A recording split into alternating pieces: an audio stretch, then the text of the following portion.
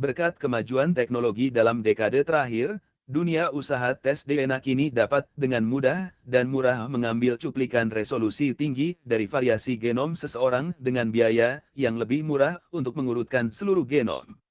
Bergantung pada jenis tes yang dilakukan, hasilnya dapat memberikan informasi tentang nenek moyang seseorang dan membantu mengidentifikasi kerabat genetik. DNA dapat digunakan secara sah sebagai alat untuk penelitian silsilah dan sejarah, namun terdapat juga banyak klaim yang menyesatkan dan berlebihan di luar sana tentang apa yang sebenarnya dapat Anda pelajari dari genom Anda. Perusahaan tes DNA komersial akan membantu memberitahu jenis olahraga apa yang Anda kuasai, makanan apa yang harus Anda makan, dan siapa yang harus Anda kencani. Namun pertanyaan yang paling populer dan penting adalah, bisakah DNA Anda menghubungkan Anda dengan nenek moyang Viking, Mesir kuno, atau zaman batu?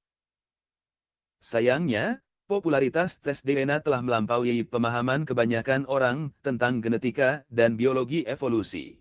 Perusahaan tes DNA komersial dengan senang hati melangkah ke dalam kesenjangan pengetahuan ini, menawarkan untuk memenuhi keingintahuan pelanggan mereka tentang latar belakang leluhur mereka dengan genotipe yang terjangkau dan interpretasi mereka sendiri terhadap hasilnya. Namun mereka tidak selalu mengungkapkan sepenuhnya batasan mengenai apa yang dapat mereka sampaikan kepada pelanggan dan terkadang penafsiran mereka lebih mirip cerita daripada sesuatu yang didukung oleh ilmu pengetahuan sebenarnya.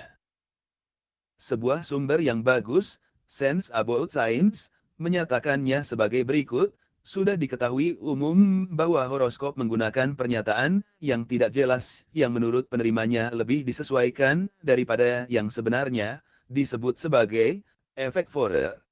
Tes keturunan genetik atau tes DNA juga melakukan hal serupa, dan banyak tes yang melebih-lebihkan jauh melampaui bukti yang ada tentang asal-usul manusia. Anda tidak dapat melihat DNA dan membacanya seperti buku atau peta perjalanan. Pada umumnya, tes-tes ini tidak dapat memberitahu Anda hal-hal yang diklaimnya. Tes-tes ini tidak lebih dari sekedar astrologi genetik. Perusahaan konsultan DNA baru-baru ini meluncurkan tes DNA purba, yang diklaim sebagai seri tes DNA kuno pertama yang tersedia di dunia.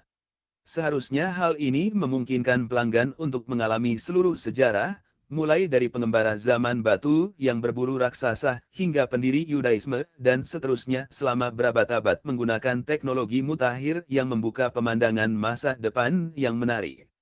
Tes ini merupakan upaya untuk mengatasi salah satu keterbatasan terbesar dalam klaim sebagian besar tes keturunan yang saat ini ada di pasaran. Kebanyakan perusahaan membandingkan genom Anda dengan orang-orang yang masih hidup dari populasi lain di seluruh dunia, dan kemudian memberi Anda perkiraan kelompok mana yang paling mirip dengan Anda, sehingga menimbulkan kesalahpahaman umum bahwa dari sinilah nenek moyang Anda berasal.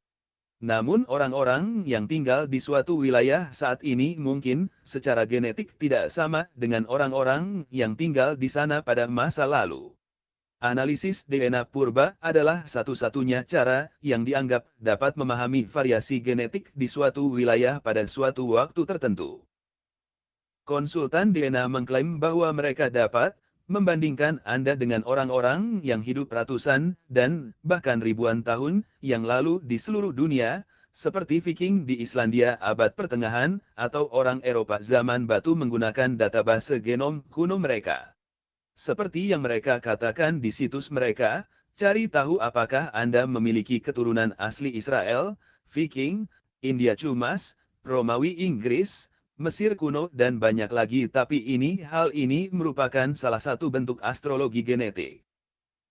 Deborah Bolnick, ahli genetika di Universitas Connecticut menjelaskan bahwa menyamakan kesamaan genetik dengan keturunan genetik sangatlah problematis.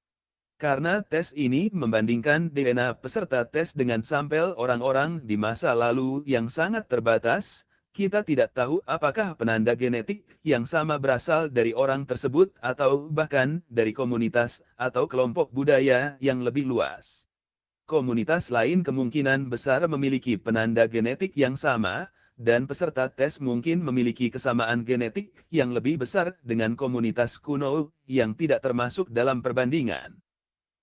Selain itu, tingkat kesamaan genetik dapat memberitahu Anda apakah seseorang memiliki kerabat genetik yang dekat atau jauh, namun tidak dapat mengetahui apakah mereka merupakan nenek moyang langsung. Graham Cobb, ahli genetika di Universitas College Davis menyetujui pernyataan tersebut. Dia mengatakan, ini adalah gagasan yang bodoh. Banyak dari orang-orang kuno yang digunakan oleh perusahaan ini sudah berada jauh di masa lalu, sehingga jika mereka meninggalkan keturunan yang masih hidup saat ini, kita semua adalah keturunan mereka. Poin yang diangkat oleh Dr. Cobb adalah salah satu fakta paling penting dan berlawanan dengan intuisi tentang leluhur. Dari generasi ke generasi, efek kumulatif dari mewariskan hanya separuh genom dari orang tua ke anak adalah bahwa DNA kita hanya mewakili sebagian kecil dari nenek moyang kita yang sebenarnya dan dengan cepat berkurang jika kita melihat lebih jauh ke masa lalu. Sebagian besar silsilah nenek moyang Anda setelah sekitar 9 generasi sebenarnya tidak memberikan kontribusi banyak pada genom Anda. Ketika Anda kembali ke masa lalu, Anda semakin sedikit mewarisi DNA nenek moyang Anda, dan semakin banyak berbagi genetik nenek moyang Anda dengan orang lain.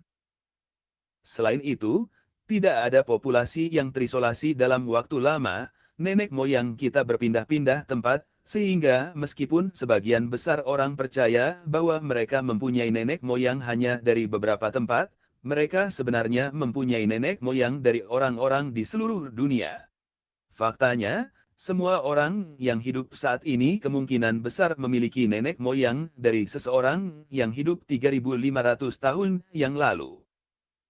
Ini berarti beberapa hal.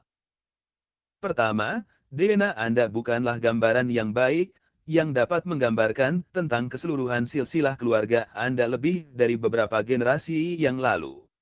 Anda memiliki lebih banyak silsilah nenek moyang daripada nenek moyang genetik.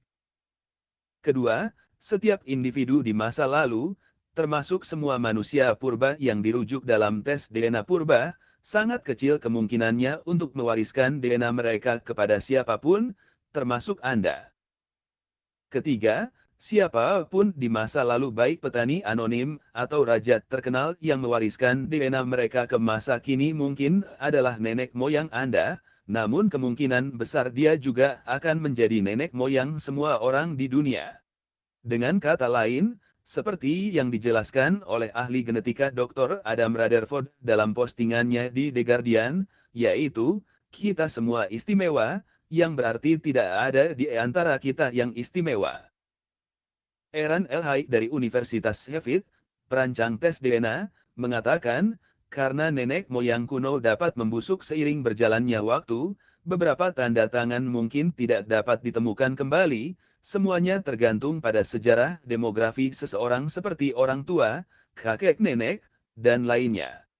Alasan mengapa 1-4% tanda tangan Neandertal tetap ada pada orang Eropa adalah karena setiap orang memilikinya. Jadi setiap orang akan meneruskan 1-4% ini. Seperti halnya horoskop, Anda mungkin tidak ingin detail ilmiah tentang genetika merusak kesenangan yang membayangkan diri Anda memiliki nenek moyang pejuang Viking, Yahudi. Tidak apa-apa, tapi pahamilah bahwa memikirkan nenek moyang kita dengan cara ini menghilangkan salah satu kebenaran terindah tentang manusia, keterhubungan kita. Seperti yang dikatakan oleh Profesor Mark Thomas, ahli genetika di University College London, karena kegemaran kita untuk bergerak dan kawin di masa lalu dan sekarang kita semua termasuk dalam jaringan keterhubungan yang sangat erat, dan secara mengejutkan kita semua memiliki nenek moyang yang sama. Kesimpulannya, tes DNA tidak dapat menentukan leluhur jauh dari seorang. Informasi yang dihasilkan dari tes DNA mengenai nenek moyang jauh manusia adalah tidak lebih dari sekedar astrologi genetik.